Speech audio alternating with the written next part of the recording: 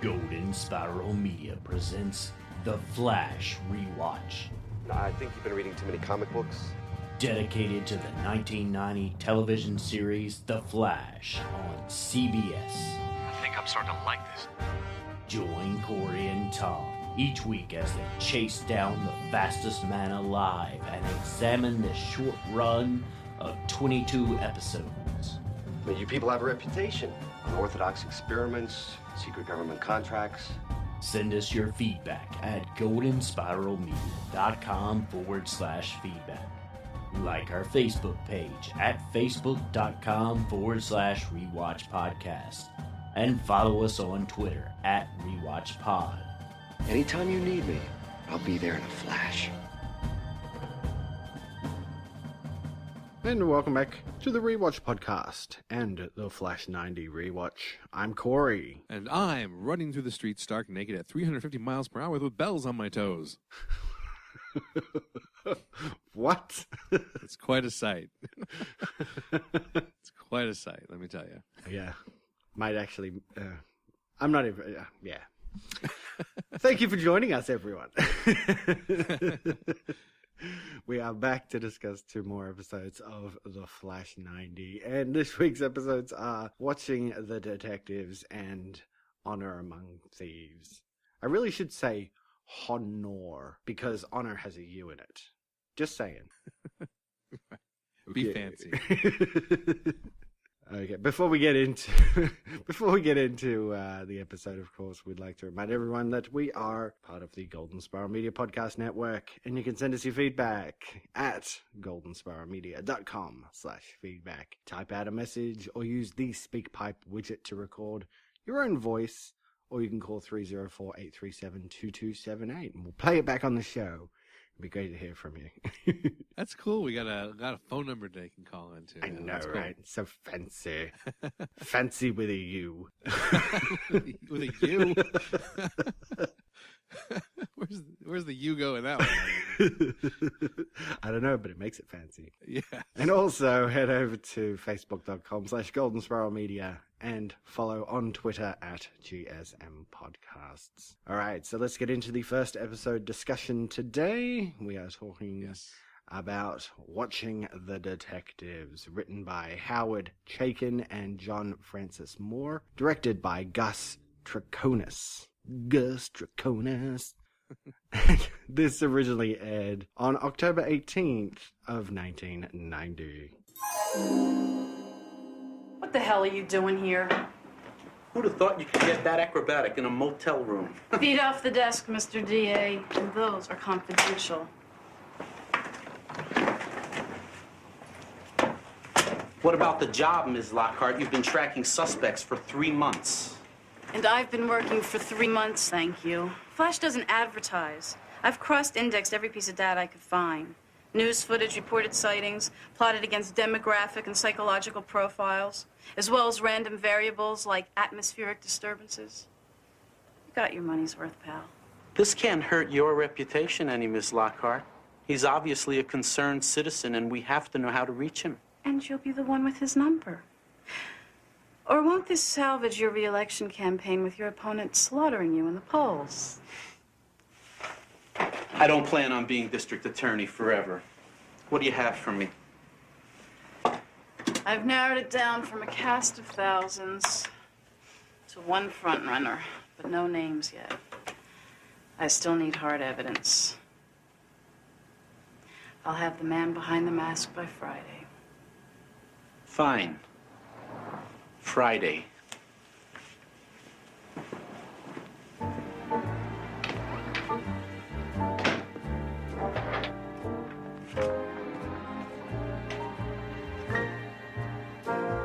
Okay, Barry. You're number 1 with a bullet.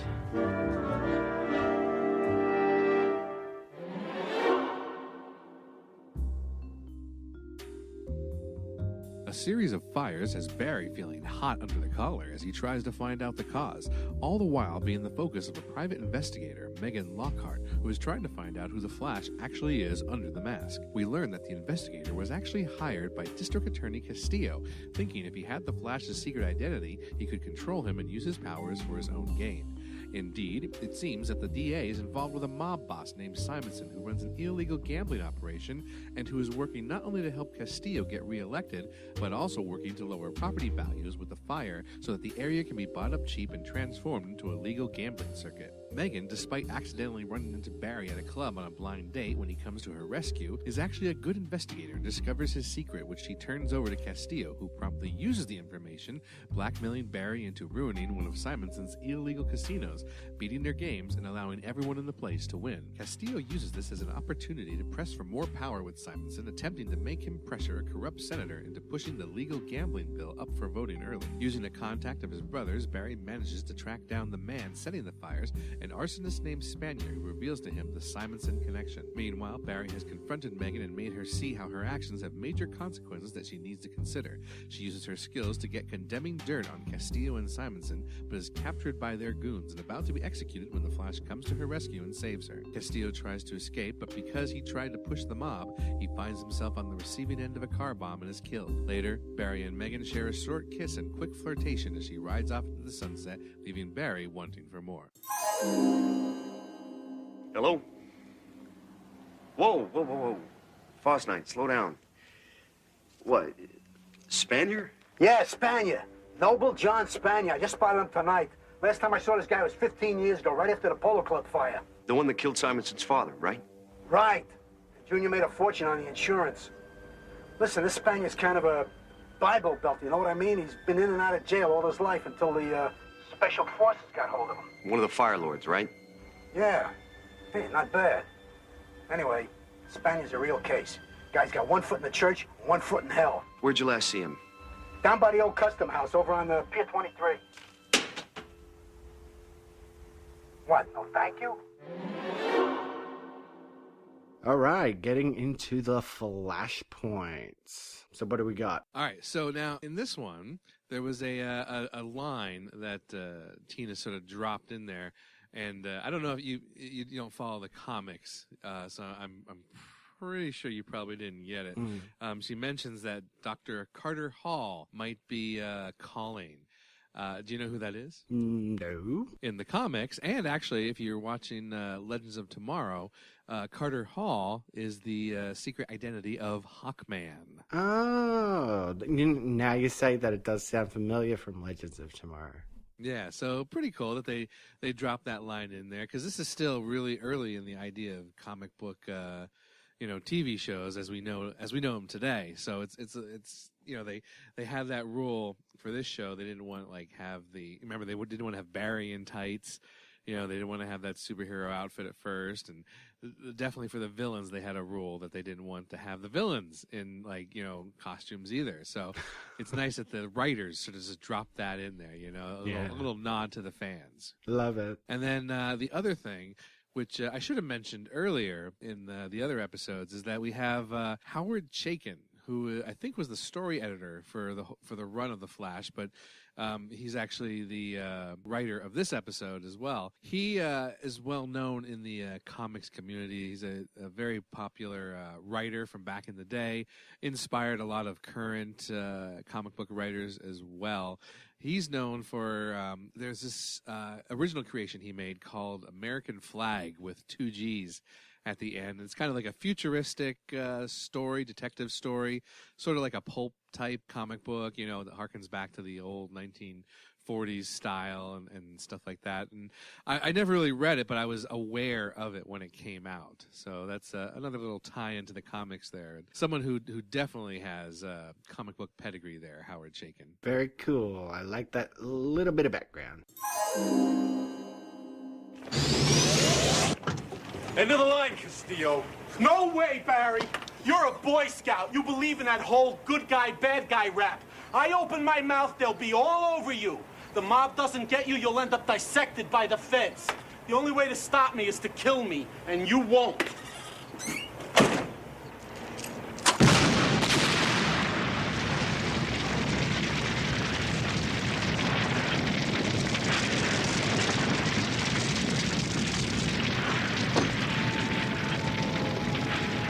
Castillo was out of his league from word 1. Mob justice. Yeah, you got that right. Simonson wasn't about to take orders from Castillo. That's a problem with secret lives. They can really screw you up.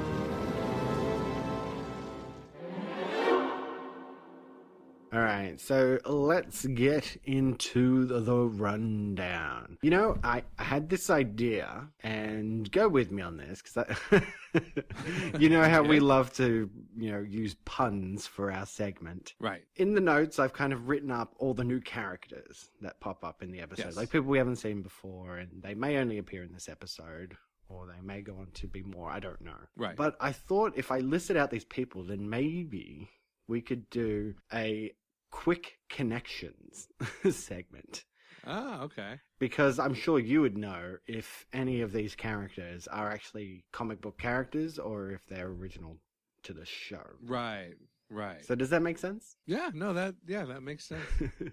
So as far as you know, I will do my best. Yeah. As far as you know, are any of these new characters connected in the comic books in any way? I don't believe so. Like, I don't remember.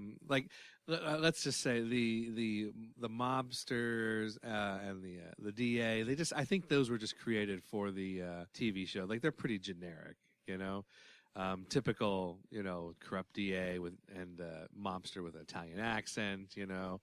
I don't remember any of these being in the comics when I was reading them. Well, it's good to know. But, I just thought if maybe we started off our rundown with a quick connection, and that way we can know how true they are being to the comics. As we learned in Lois and Clark, right?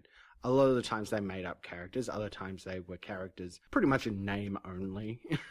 Exactly. And so on. So, yeah, I thought that'd be a bit of fun. Yeah, I like the one character I thought might have been in the comics was this Foss Knight. And he's just, I'm sure that there were informers that Barry had in the comics, but there's no one by the name of Foss Knight particularly. It's just from the TV show. So they might be based on certain characters, but I wouldn't be able to tell you that though. Cool. All right, so I guess getting into this episode, I kind of felt like I may have like poo-pooed a little on the show at the beginning there when we were talking about the last two episodes. And of course that's not the case at all. I did enjoy it. This episode, it made me realize that what they're doing is they're doing like a slow progression. The first episode was, all set up. Who Barry is, how he becomes the Flash, and then of course he has to have a bad guy to fight, so that's Pike. And then the second episode, it kind of focused in on Tina McGee, and then gave Barry, another bad guy to fight who was sort of a bit superpowered. Not really. Yeah.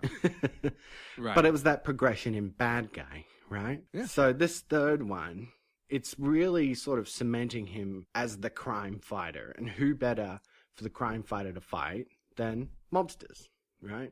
Exactly. Because they're going to go with this noir thing. And I know I said that I wasn't sure this noir thing fits the Flash, but hey, they're going with it, so why not?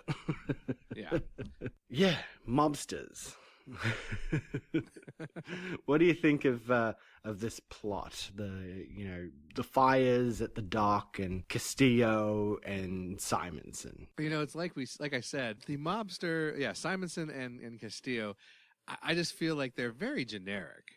Like this, they felt so generic to me watching it, because it's like you've seen mobsters like this a million times. You've seen, DAs with, the DA almost felt like he was a mobster, not even a DA with his accent and everything. So they were fine. Since they are doing a noir thing, it works. It's kind of like, it reminded me of the Lois and Clark episode where they had like a episode where they went back like in time, like in memory, to tell the story of when the mobsters were big. So it reminded me of that quite a bit. Very typical. You're like, hey, yo, what do you think you're doing, man? You can't be messing around here. It was it reminded me of that. Very stereotypical, mobster. It kind of reminded me of Batman a little bit, right? With Harvey Dent. He starts off as this can't be corrupted DA character who, ultimately becomes Two-Face. Yeah, I can see that, except that in this case, like, I don't know, like, we never get to see Castillo as a non-corrupt DA. He's just corrupt right from the beginning. Yeah. Well, and it would be too hard to sort of go through that whole progression in one episode. Yeah. If they were going to make it a whole overarching thing that he's the uncorruptible DA who does become corrupted, but that's not what they're doing here. You know, I really think now at episode 3 that it is really just going to be a solid progression. New bad guys every week, and it's just going to get bigger and bigger and bigger till we get to superpowered bad guys. Yeah, it's a different time. So, like, if this came out today, of course, they just like, you know, the current Flash, they would plant the seeds of that DA. You know, he would be fine in the beginning. You'd think he was, like, you know, on the up and up, a good guy. And then over the course of the season, you would see his progression into, you know, Mobsterville. So it's a different time, a different way of storytelling back here in the 90s. Yeah, and, you know, I didn't mind that, like, Castillo, I guess, ended up being the big bad of the episode. Like, that was kind of like a good twist on it. Like, you would think Simonson's the bad guy. He's the one he's hired Spanier to burn down all the buildings on the dock so he can get in on legitimate casino businesses. But then you find out, like, the DA is in with him, and his mission is to sort of get the Flash on side so he can, you know, take over.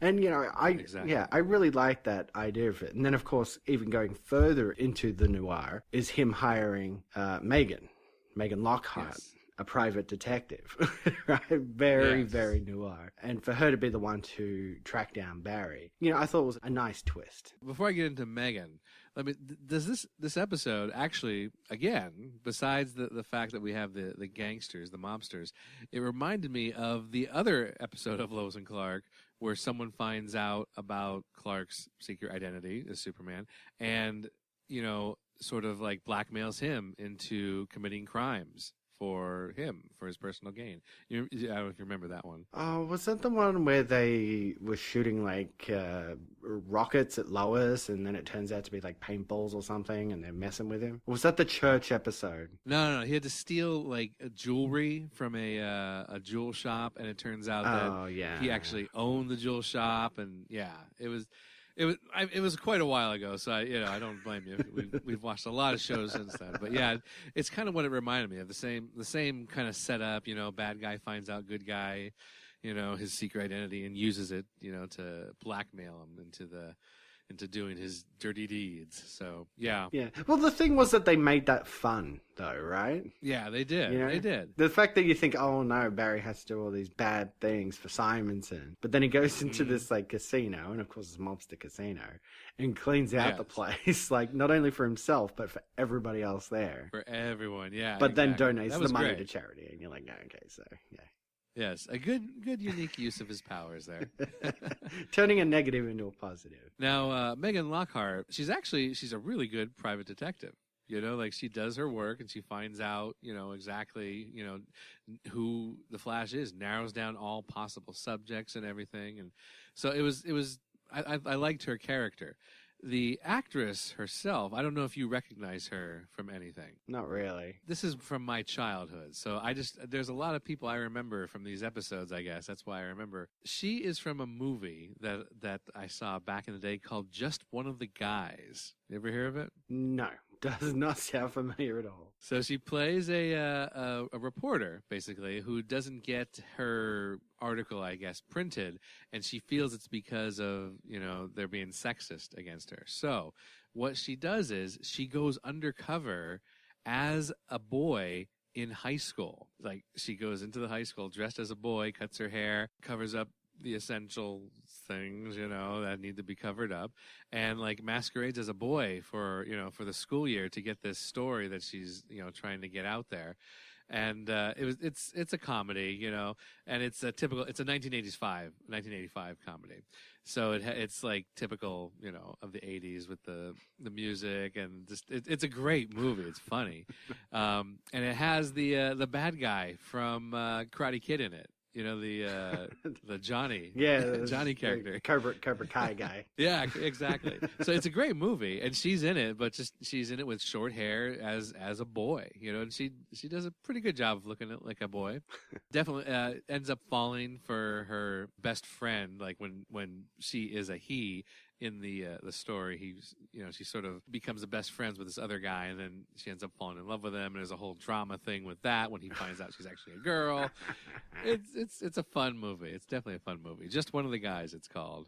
I'm pretty sure they remade that with Amanda Bynes. It was called She's the Man. Oh, really? Yeah, where like a high school girl goes undercover as a boy. Oh, I didn't know about that. Yeah. Anyway. Yeah, Megan Lockhart. So, I don't know. I don't know how I feel about her as an actress. Right? Okay.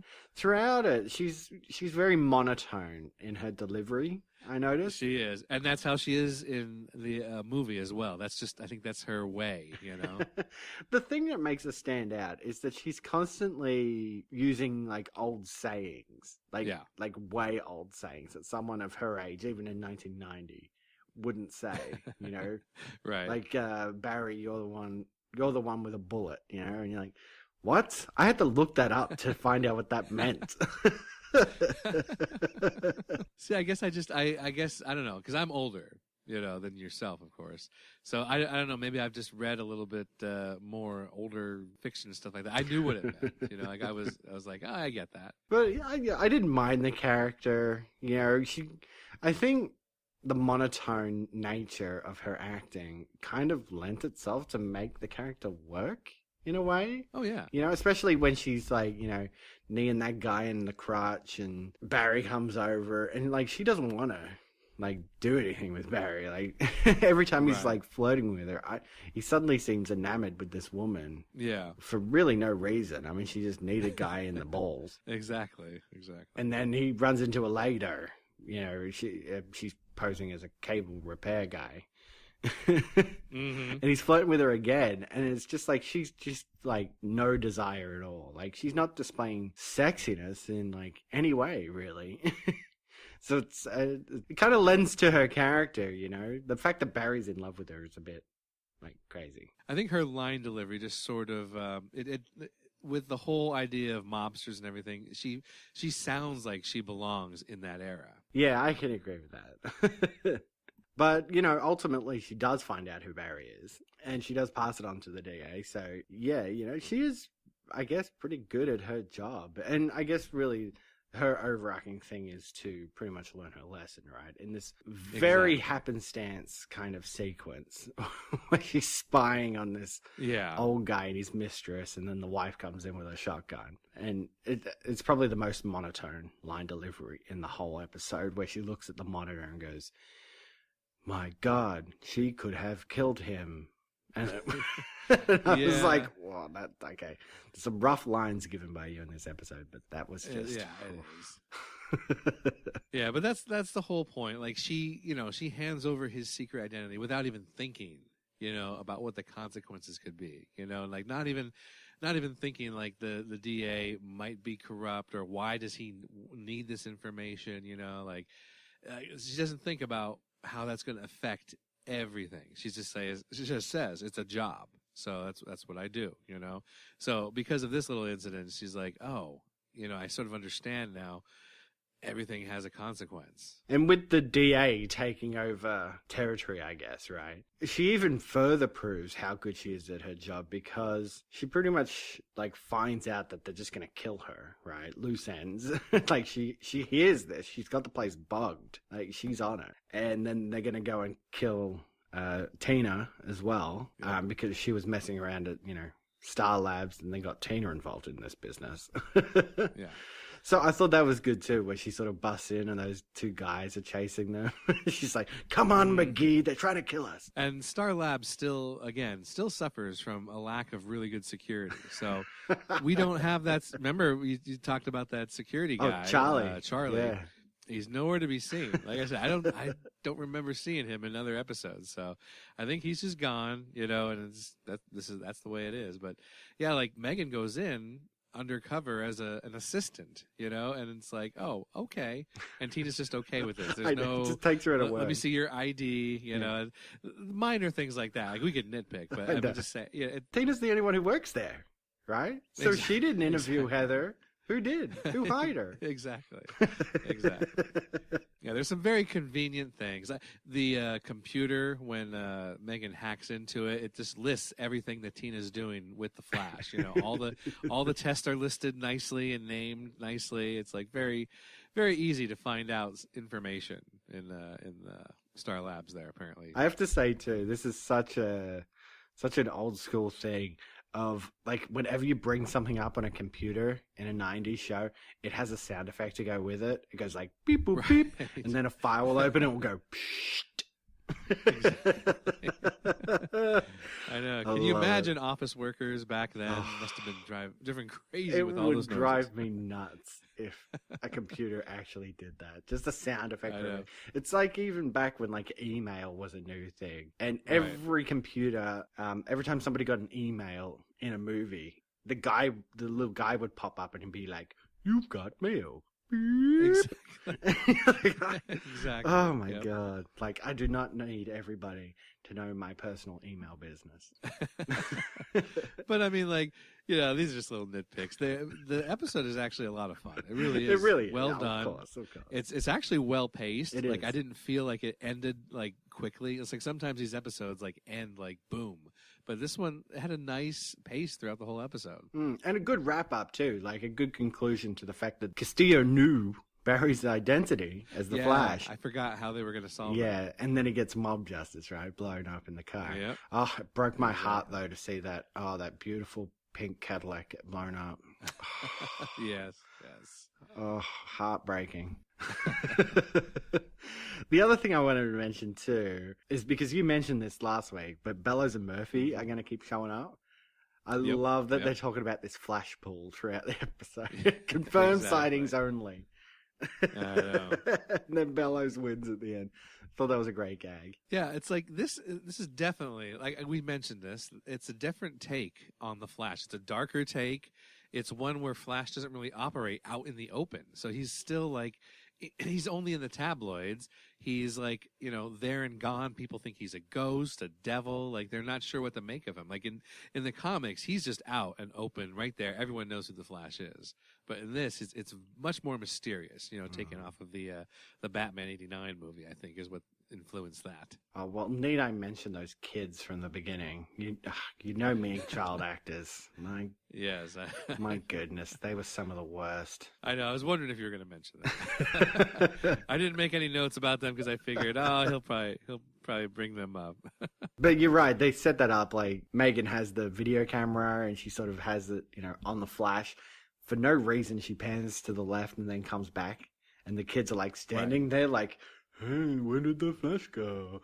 And just like, he walked off camera when you turned to the left for no reason. Exactly. But those kids. Don't get me started.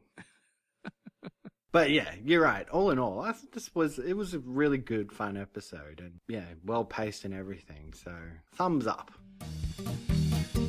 And now it's time for another episode of Words of Warning with Tina McGee. Next time you get the urge to chase a car like a crazed Doberman, well... Yes? Well, don't.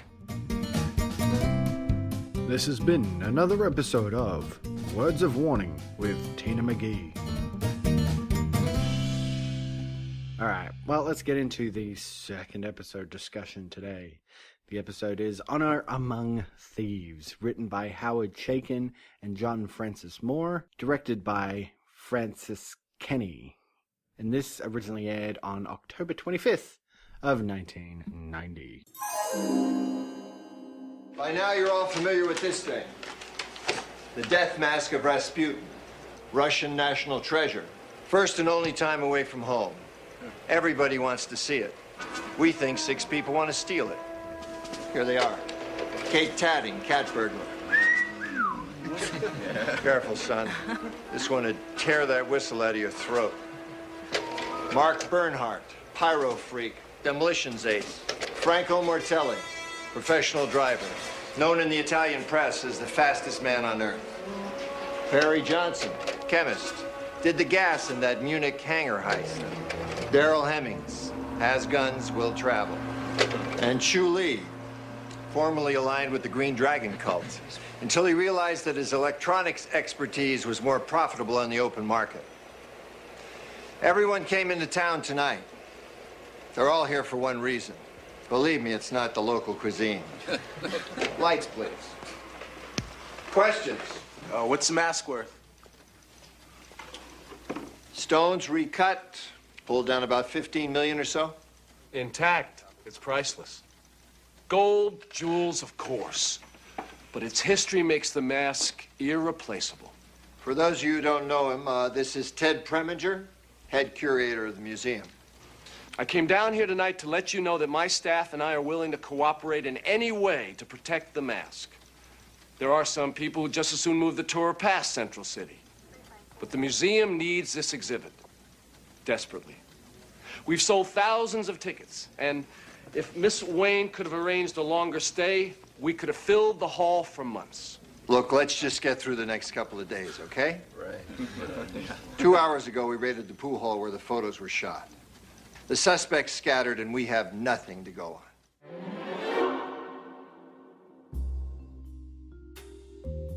In order to drum up business for a down-on-its-luck Central City museum, the curator and one-time professor to Barry Allen, Ted Preminger, arranges to have the valuable Death Mask of Rasputin as an exhibit, aided as well by a second former student, Celia Wayne. Unfortunately, the mask has attracted the attention of several major thieves who have banded together to try and steal the mask. The thieves first steal a number of items from Star Labs that could be used to cut the gems from the mask, and while the Flash has the upper hand initially, they all eventually get away, save for the driver of the getaway car. Eventually, we learn that Barry considers Preminger an important father figure, and how much both he and Preminger have been hurting since they amicably parted ways.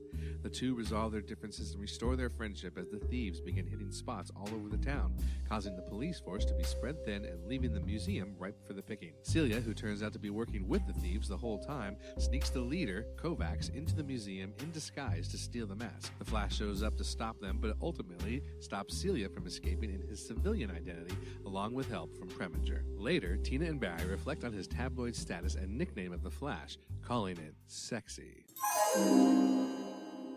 I didn't know you were interested in archaeology. Archaeology? Oh, yeah, big time. I even worked a couple summers at the museum. It was great. Before I met Ted, I was afraid to even walk into the place. Why, did you think one of the Aztec mummies was going to leap up and grab you? No, I did not. I thought my father would. See, he was always hoping I'd be in a hockey rink or a duck blind somewhere, I don't know. And when I went to work at the museum with Ted, for the first time in my life, I could do what I wanted, without fear of criticism from anybody. In my junior year, I switched my major to police science. And this man, my mentor, my friend, he didn't speak to me for 10 years. Till tonight. Well, that's good, isn't it? Tina, you don't get it.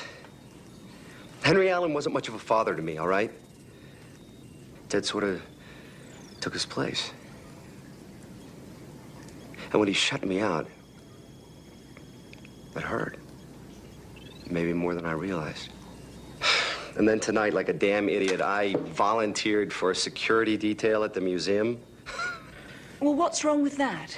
Well, every time I close my eyes, I see those 6 thieves who blew into town last night, crawling all over the museum, ready to snatch that mask from Ted Preminger's fingers. So come on, hook up one of your sensors to this brain and let's find out what the hell is going on in there. I don't need to do that, Barry. The problem is painful, but it's human. You'd see that if only you stopped whipping yourself. Whipping? Yes. You didn't let Preminger down. You didn't owe him your life's work, any more than you did your own father for not becoming a street cop. Look, if it makes you feel any better, you wound up square in the middle. I mean, what is a police scientist if he's not one half cop and one half archaeologist? All right, flashpoints. What do we have? All right, so now these, a couple of these here, I got from this website called thefastestmanalive.blogspot.com. Cool. It's dedicated to Flash in general, but they have some reviews and commentary about the 90s show as well. And this site ended like long ago. Like there hasn't been a post there since 2010, but still they have all this stuff up there from the old days when the show was airing. So I was looking on there and they pointed out that there was a reference in here to, again, like street signs, 4th and Garrick. And, of course, Garrick, as we said before, is a reference to Jay Garrick, the first Flash. Mm-hmm. But they said the 4 is could possibly be a reference to Showcase number 4, which was the first appearance of the Barry Allen Flash.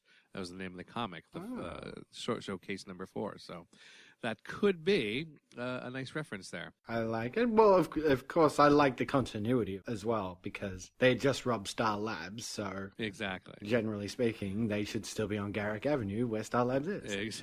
Exactly. So I was looking up on IMDb because I wanted to see the character names, who we have in here. And the one came up as Clarence Clemens. Do you know who Clarence Clemens is? Okay, I think I saw this actor in the list.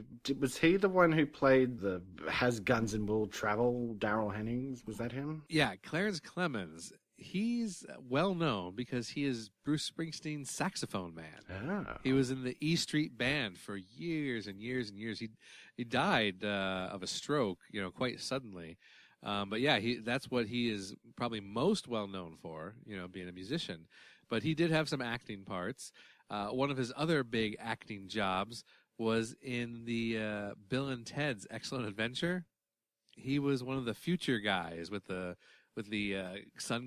weird sunglasses on, and they have the religion devoted to Wild Stallion. He kind of steps forward and says, like, be excellent to each other or something, right? Exactly. Yeah, exactly. I remember. So that's who Clarence Clemens was. So yeah, so that's pretty much it for little flashpoints for this episode. Nice one. I ran an exhaustive background cross-check. Kovacs has worked with Tadding and Johnson before. You trust this anonymous witness? Like I trust myself. Kovacs. That makes sense. Nice work, Alan. Not bad for a lab guy. Thank you. Now, I've got a complete dossier, MO, everything we need to prepare for him. Prepare? You don't prepare for Stan Kovacs. You take your toys and go home. What? Mitch, you can't just... Oh, yes, I can. Look, I warned you and I warned your boss in Washington. This is my call. Strange.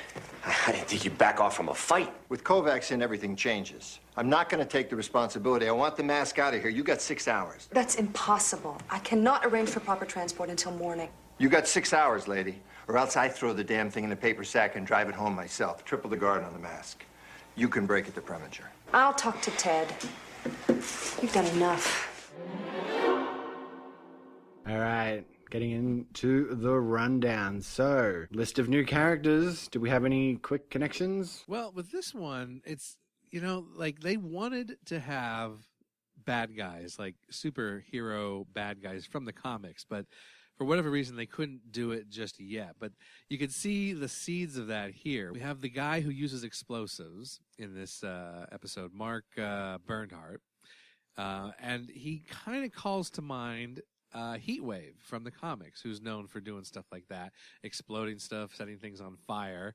And then there's another guy who in Star Labs uses a gun that sort of generates some cold there. Reminds us a little bit of Captain Cold from the comics as well.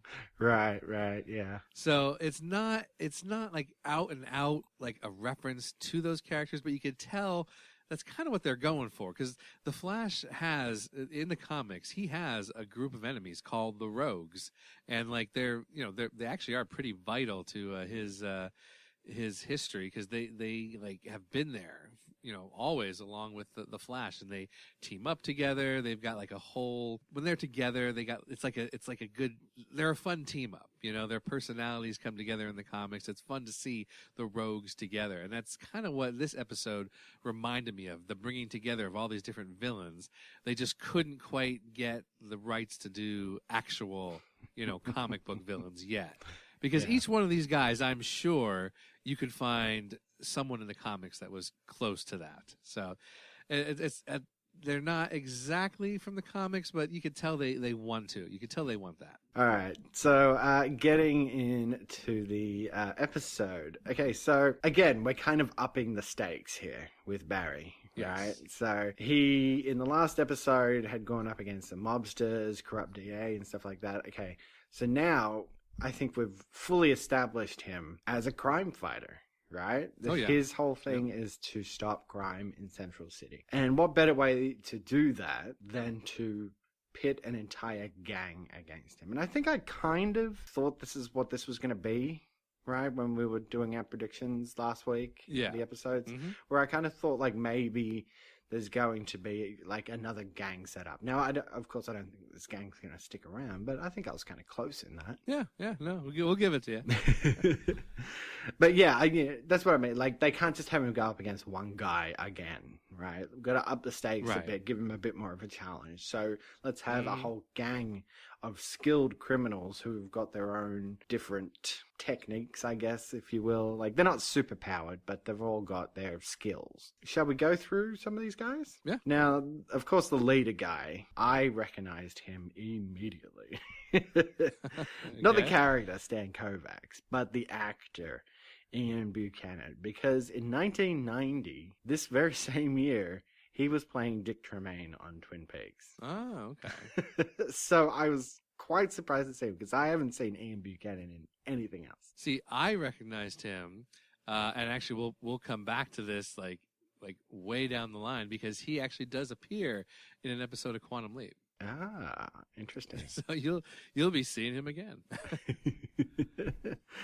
And then, he does have this other group, right? So we have Kate Tatting, cat burglar, Mark Bernhardt, explosives and fire, Marco Martelli, getaway driver, Perry Johnson, chemist, Daryl Hennings, has guns, will travel, Chu Lee, who is a member of the Green Dragon cult and electronics expert.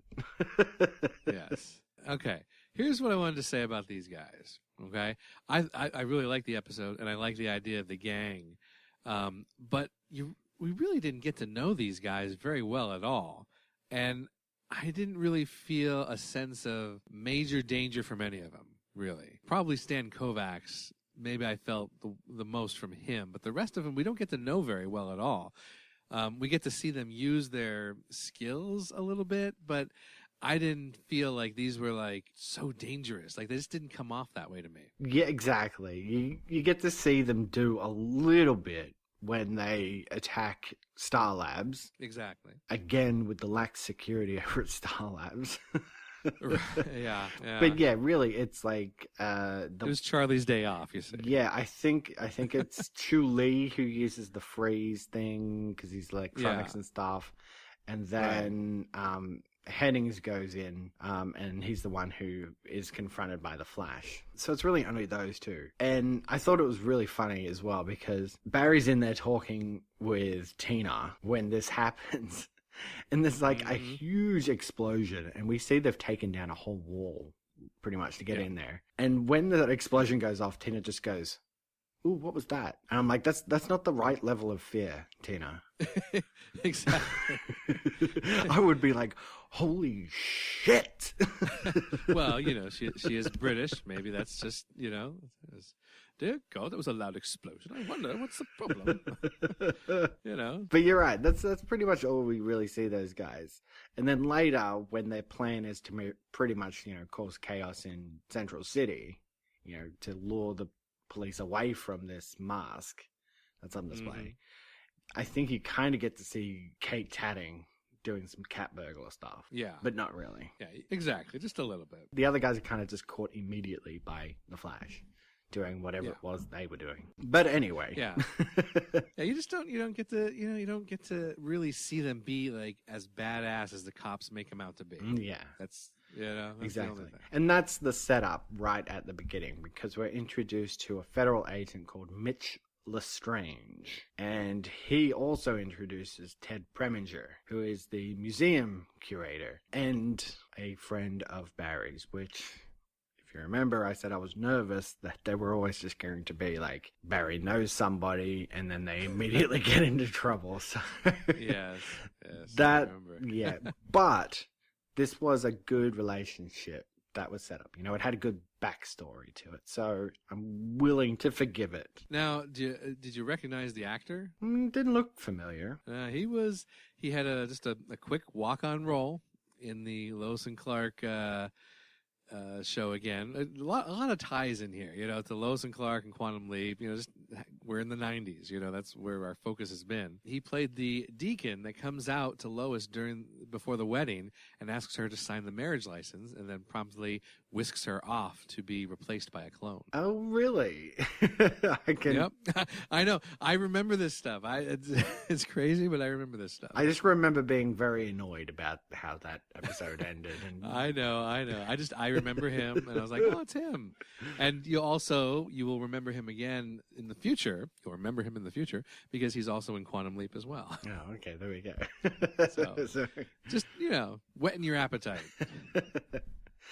But yeah, like I was saying, and I kind of like this relationship. Now, the fact that Barry was like way into archaeology, I thought was a bit weird at the beginning. But then the way that they tie it in when Barry's talking with Tina, where she says like, what is a police scientist if not, one part policeman, one part archaeologist? And I was a bit like, it's a bit of a stretch, but I see what you're saying.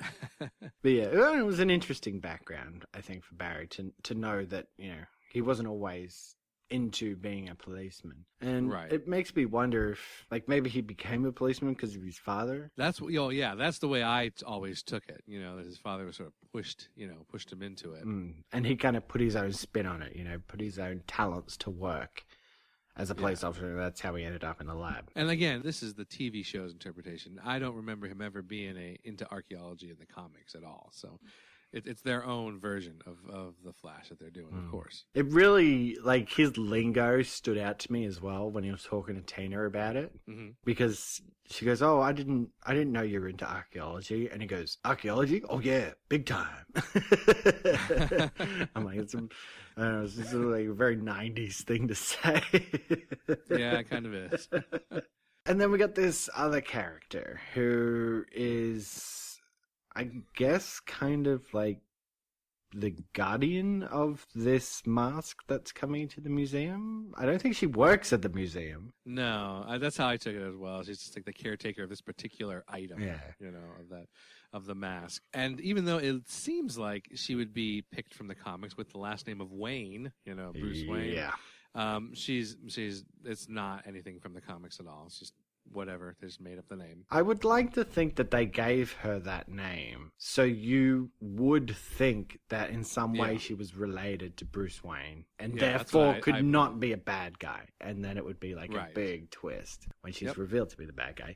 Of course, Celia also kind of stuck out to me too because it's very close to Selena, as in Kyle. There you go. So I don't know if they were playing with that there. Good thought. But, having said that, I did kind of find it a bit of a surprise when she was revealed to be, like, the inside man. Yeah, I mean, despite having seen these before, I did not remember that little twist. I just like in the last episode, I did not remember that Castilla was going to get blown up, by mob justice. Little things like that I forget. Her relationship, though, with Stan Kovacs, kind of gross. Yeah. Like, it's like a bit full on. Like, when she comes out of that shower, she's got her face covered because she's drying her hair, and then she's revealed as being the inside man. Actually, no, I think it's later when he's putting on the policeman outfit, right? With the fake mustache and everything. And he was saying something about them being busy. And she goes, I'll get you any way I want to get you. And he replies, well, get me rich. And then they start making out on the couch. And I'm just like, that's right. Ugh. Yeah, that was a bit awkward line, yes. I know. It's just like, why? I wish her motivations were a bit more clear, other than just being like, twist, she's the inside man. And that's it. Exactly. That's what I was wondering too, because it just all of a sudden, boom, like I had no idea that was going to happen. I'm like, wait, but why? What's her deal here? Exactly. Oh, and then I don't know if you noticed, but we had the return of Sean Allen, Barry's nephew. Oh, yeah. I remember seeing him at the end and thinking, Tom told me he wasn't coming back. And I thought he wasn't. I was surprised. I was actually surprised in the previous episode when Barry even mentioned his mother, his father, he mentioned his sister, his sister-in-law. He mentioned Sean in the last episode. I was like, whoa, that's kind of cool, because usually they just mention it for when they need it for the story, and then boom, it's done. So I was like surprised to see it, and it's the same actor, child actor playing Sean Allen as well. I checked that out. Ah, very cool. Honestly, I just put Sean out of my head. So Well, yeah. I didn't even think to go back and go, is there continuity there? Is that the same kid? Something else I wanted to bring up in this episode was how often Barry got injured, right? Yeah. Now, he's super fast and he seems pretty strong, but they seem to be like going out of their way to show us that Barry is not invulnerable. He can heal very quickly, but he's not invulnerable, right? And it happens twice. And the first time, it was a bit weird because he's on top of a car covering the windshield with the blanket, right? The car crashes, right? Driver in a coma, right? He is severely injured. Barry gets thrown from it and breaks all his ribs or something and is like so winded he can barely stand up. Kovacs, fine, gets up, runs off. And I'm like, what? It's that kind of just made me go, gee, are you serious? That guy is fine. Not a scratch. See, that scene made me roll my eyes a little because I was like, he's the Flash, okay? We've seen him in the pilot episode go up to a guy on a motorcycle and like, sort of like he dismantles the motorcycle. It's like with his powers, he could have like dismantled the car, like gone up to there and just like, really quickly, like taken off a wheel, and the car could have crashed. Instead, he grabs a blanket and hops on top of the car, blocking their vision. It just seems like, like it's a weird way to use his powers, which I know they don't want to just like have him be invulnerable. So they're trying to find other ways to make using his powers unique. But I mean, like he could have pulled the driver out of the car, with his super speed, like anything. I found it odd to see him like hanging onto the top of the car, as it fishtails around on the street. It was an odd scene. I was like, this is not the best idea. It was shot very strange as well. It's like you see this woman go up to her window and hang that blanket out the window, and then it kind of sits on it for a few beats. And I'm like, what's up with this shot? And then he steals the blanket, and I was like, oh yeah, like that took a little while. And then when he runs up to the car and tells the guy to like, pull over or whatever he says, right? The way he's moving to motion that he's running is actually quite slow. Yeah. And I'm like, it didn't look very, for lack of a better word, real. Right. It was just oddly staged, right? And then at the end, right, he gets that spear in the back. And after, Kovacs is caught and everything, he has gone pale blue and passes out. Like, just a jab in the back has just, he's gone. So I don't know if this is like, are they setting up, like I said, that he's not invulnerable, like he can be hurt? Or are they just saying that he's not at that level yet? Like he's only just started being the Flash and he's going to take some boo-boos along the way and learn his lesson. Yeah, I don't know. I imagine, I remember I've watched these episodes many times, but never with like the critical eye that I'm using now. So I don't remember like if he continues to get injured or if he gets stronger as he goes on. But yeah, it is odd that he does seem to get injured like a lot these last, these couple episodes. Okay. The next thing I wanted to bring up, which I actually kind of love because I did say this again last episode, is that Julio continues to be so oblivious, right? It is thrown in his face this time, right? I know. This one's right there. It's like earthquake, I'm just stressed. I'm very, I'm on edge. Like it's right there in his face. Oh, the coffee cup is just like, I don't know what was going on with that coffee cup, by the way. It seemed to be boiling or something from, I guess, Barry, like, shaking it or something? Shaking it. I imagine it was because of the vibrations. Right, so it was just, like, flying everywhere. Because it kind of sounded like it was boiling. And I was like, I don't know what that is. Yeah. But again, it's, like, right in front of Julio. And he's just like, that was strange. I know. Just lets it go. It's okay. He's got his Sabrina. That's all he needs. I know. Everything he says now is about Sabrina, what Sabrina's doing, hooking up Barry, or witnessing things and going, that's strange. Yeah, I hope that there's more to him to come, like other than just that, because it does. He has sort of become more one-dimensional in the last couple episodes. That's like his whole thing, just getting out of there and getting to Sabrina is like his deal. Yeah. The other thing I found strange too, I don't know why they put it in there, but while he was talking with Tina, for no reason, Barry peels and segments an apple for her. Like, yeah, I was confused. What was the point of that? I don't know. Like, I was gonna go back and see if there was a line I missed about it or something. But I did not, so I apologize for not doing that. Maybe we should do like another segment, even just like quick, pointless uses of Barry's superpowers. Right? Yeah, just to showcase the powers. Maybe some other time I'll come up with a better pun. Yeah, good idea. We might have to do that. Yeah, good idea. But you know, with those faults aside, I know we've been nitpicking about these 2 episodes. I still had a lot of fun, and like I said right at the top, I really like now that it seems to be clear how they're setting up the character. You know, they're sort of just throwing things at his way to give him a small progression each episode in who he's fighting, who he's battling, and who he's going to be as a superhero. See, yeah, and I think the thing that stands out to me is why, again, like I didn't feel this episode wrapped up so quickly is because we're used to Lois and Clark, because we just finished watching those, where the whole episode is like back and forth between Clark, Lois, and the bad guys, and then Superman shows up at the end to save the day. But that's not how it is in these Flash episodes. The Flash is there throughout the episode and just not quite getting it down the first time. So when he finally does get it, you're right there with him. You're like, yeah, finally we got him. You know, it's just better paced. You know, much better paced, I feel. Well, not to mention that Barry Allen is a police officer, albeit a lab guy. Right. He's already a police officer, and Lois and Clark were never police officers. And we talked about that a lot, that the fact that they would just show up at crime scenes and start doing stuff. And it's like, you're not police officers. Like, knock it off. Exactly. So that kind of works in its favor as well, I guess. Yeah. I was a little bothered by the fact that they didn't, like, do more with the mask. Like, the mask seemed to have some kind of power to it. At least they seem to allude to that, the way they had it glowing and everything when the light hits it. And I thought that maybe that would come into play, like Kovacs would put the mask on and have a little extra power, you know, and there'd be like a bigger showdown between the two of them. Right. So I was a little disappointed that they didn't do more with that. Yeah, Lois and Clark would have done that. Like right. that, Fact, was it the Irish Isaac killing episode with that Irish guy with the diamonds or whatever it was? Ugh. Exactly. So they did do that.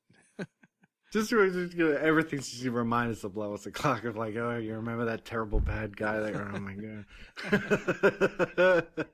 Exactly. But again, like I said, it just feels like the Flash has a better handle on how to play out an episode, you know? Yeah.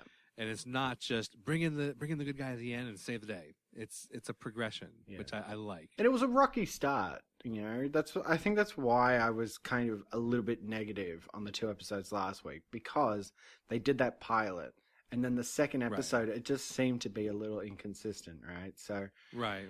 And that's not uncommon, you know, to do a pilot, figure out what works, and then okay, now we're going to make the series proper, and we're going to roll with what works, and what doesn't work, we're getting out of there. Vis-a-vis Iris West, like she's not working. Get her out of there. And I'm kind of fine with that now. You know, I've made my peace with that. As long as they can now stick with that continuity, and they've done it, right?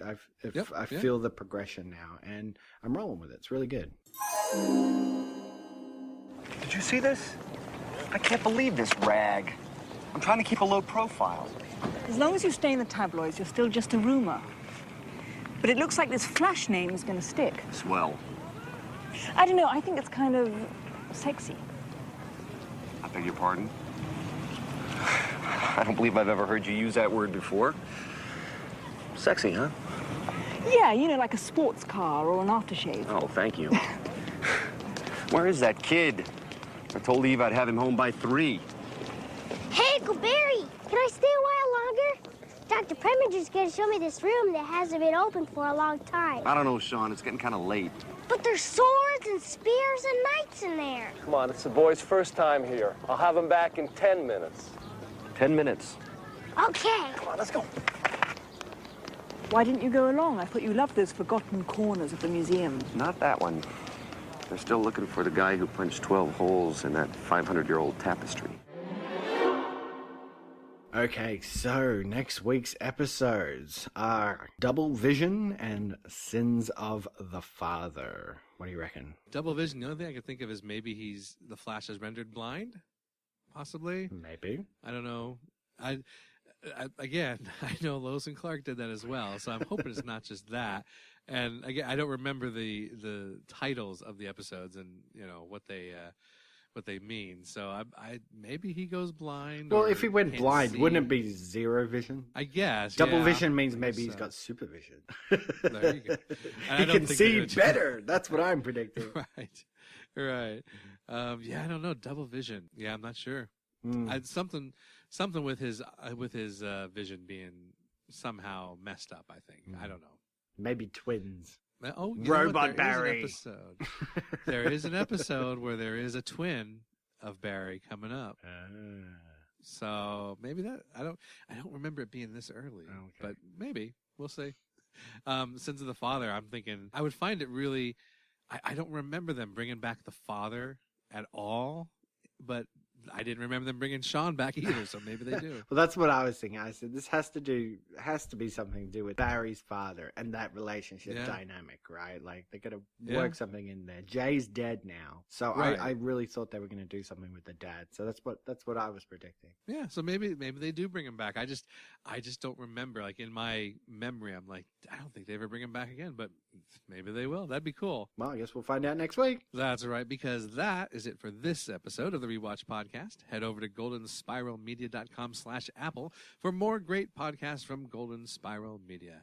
Don't forget to join us over on Facebook at facebook.com/rewatchpodcast and on Twitter at rewatchpod. And also, if you would, your rate and reviews over on iTunes or any of your podcast apps would be great. We really appreciate that. Absolutely. Don't forget to head over to our blog post on the Golden Spiral Media website, because in that blog post we'll put in any links that we referenced in today's episode, and anywhere that we may gather our information, you can find links right there in that blog post. All right. Well, as always, thank you for joining me for this discussion, Tom. Yep. I look forward to next week, so that'll just leave me to say, until next time, you can't help me unless you can cut, rinse, and blow dry for under 35. We gotta run. Golden Spiral Media and the Rewatch Podcast are not associated with Pet Fly Productions, Warner Brothers Television, or Warner Brothers Television Distribution. Come on, let's go down to Burger World so I can get some meat. The use of any and all copyrighted material is solely for parody, news, analysis, critique, or educational purposes, as provided in United States Codes Title 17, aka Fair Use. I don't believe you! You're still worried about your experiment, about your life's work? Music provided by Kevin MacLeod at Incompetech.com. If all else fails, we can always go to Vegas. Copyright 2017, Golden Spiral Media. What's your hurry? You got someplace to go?